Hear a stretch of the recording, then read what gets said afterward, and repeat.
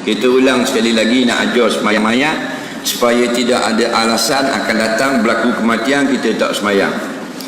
Seminit saja belajar semayang mayat. Kalau kita nak buat diploma PhD 5 jam kena jawab depan profesor. Faham lagi?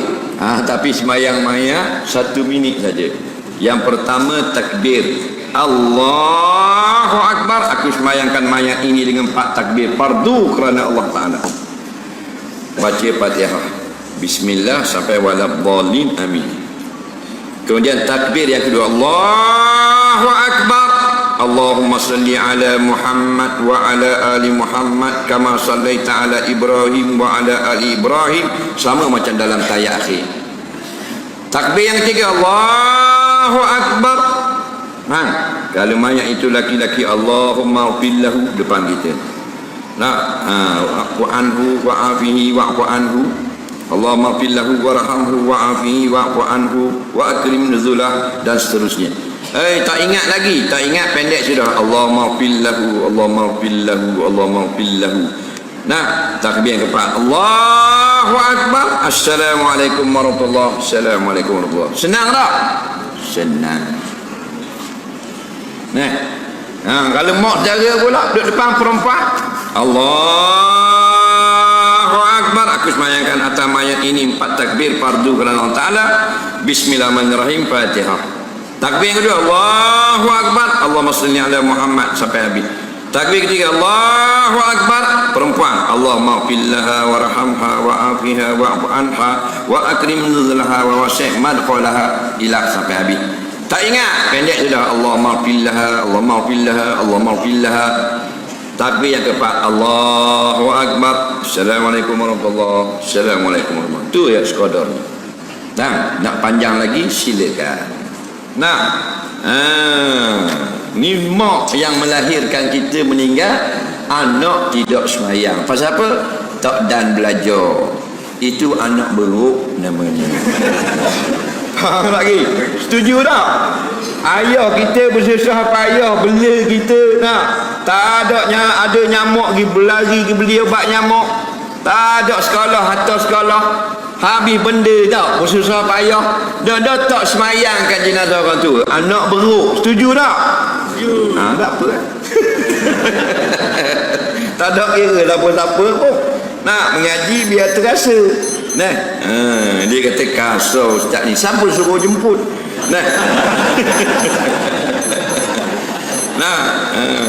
Betul lah.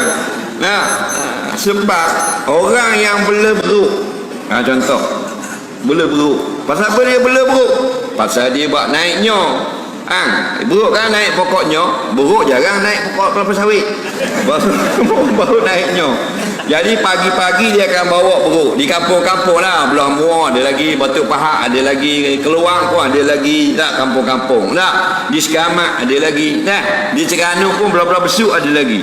Dia bawa beruk, orang akan upah dia panjat pokoknya. Berapa hotel beruk tu akan buat turun lah. Faham lagi? Tapi bukan beruk sebarang beruk, beruk hak diploma dah. Kalau beruk kita tangkap jumpa tepi jalan, suruh naiknya, dia tak naik, kepala kita dia naik. Faham lagi? Beruk naik beruk, kalau kita jumpa dalam hutan, kita jumpa beruk, kita tangkap kita jual 150 harga dia atau 200. Tapi bila dah masuk ke kolej beruk, kolej beruk ni dia ajar cara panjat pokoknya. Faham lagi? Dia akan panjat, kita suruh panjat, go, pum, dia pun koyok, kok tua lah, kok muda tak reti, koyok, turun, naik pokok ni pula. Berapa seekor dia ni? 1,500.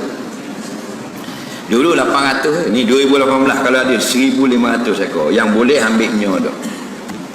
2,500 boleh speaking.